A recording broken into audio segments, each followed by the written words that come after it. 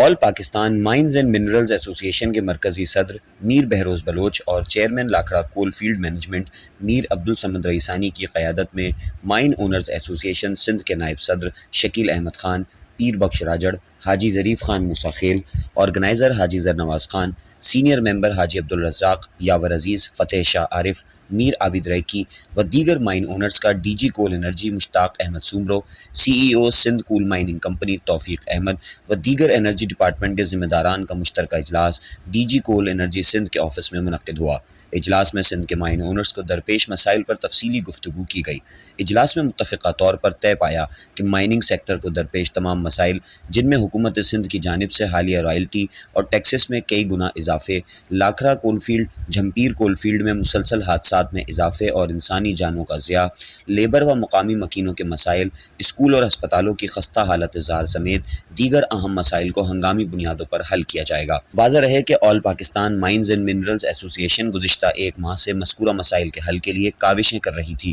جس کے نتیجے میں ڈی جی کول انرجی اور انرجی ڈپارٹمنٹ کا اعلیٰ سطحی اجلاس طلب کیا گیا اور تمام درپیش مسائل کو زیر غور لایا گیا اور انہیں جلد از جلد حل کرنے کی یقین دہانی بھی کروائی گئی ہے۔